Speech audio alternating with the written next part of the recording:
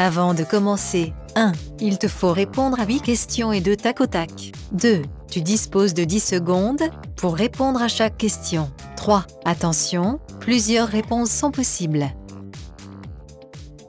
Qu'est-ce qui permet d'établir un rapprochement entre deux termes à partir d'un élément qui leur est commun, et grâce à un outil grammatical?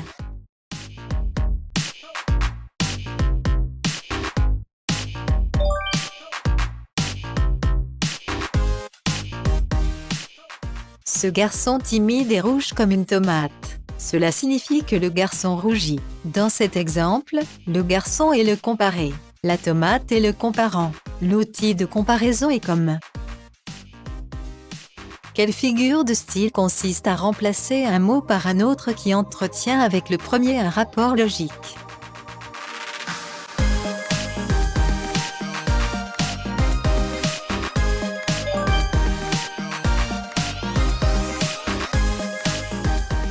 Les voiles au loin descendant vers Harfleur. Dans ce vers, les voiles désignent les bateaux. Une partie du bateau désigne donc le bateau dans son ensemble. Quel procédé stylistique permet de représenter un objet ou un animal sous des traits humains?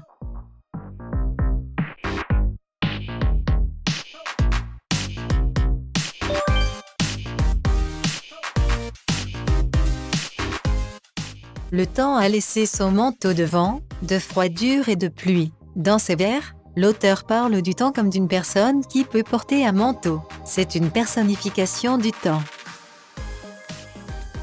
Quelle figure de style permet d'atténuer l'expression d'une idée ou d'un sentiment pour en cacher le sens déplaisant?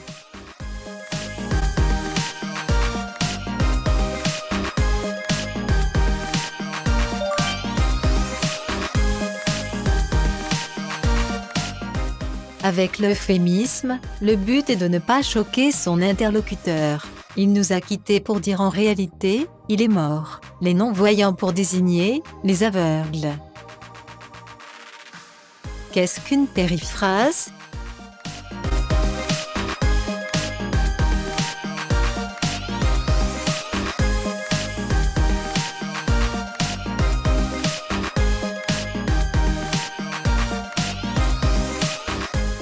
Pour désigner le mage noir Voldemort dans la série Harry Potter, J.K. Rowling emploie la périphrase suivante: celui dont on ne doit pas prononcer le nom. Pourquoi employer une hyperbole dans un texte?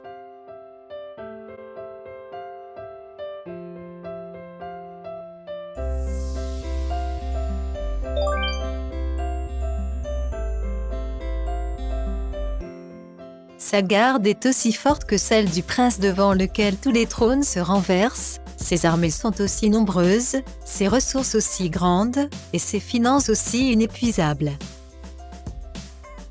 Comment appelle-t-on la répétition d'un même son consonne dans plusieurs syllabes rapprochées?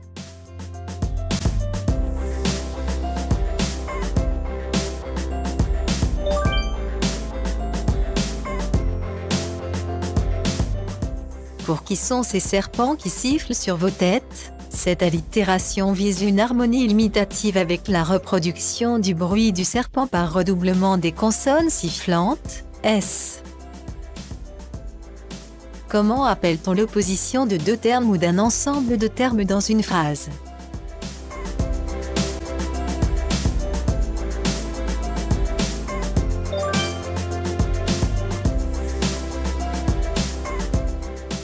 Selon que vous serez puissant ou misérable, les jugements de cour vous rendront blanc ou noir.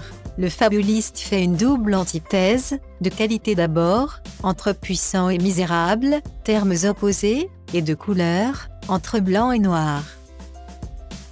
Comment appelle-t-on l'association surprenante de deux termes contradictoires dans un même groupe nominal?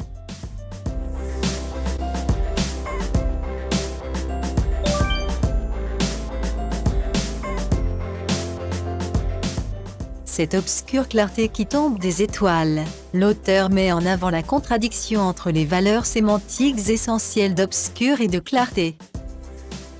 Quel procédé d'amplification rythmique consiste à répéter le même mot en tête de vers ou de phrases successifs?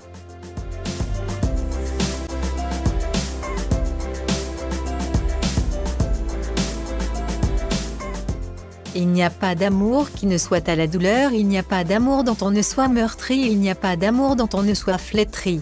L'anaphore amplifie dans ses vers le sentiment tragique de l'amour déchiré.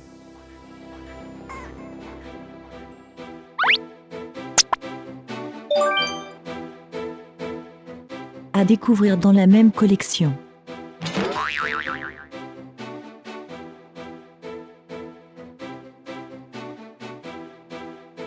Il suffit de cliquer sur le bouton s'abonner. C'est simple et rapide.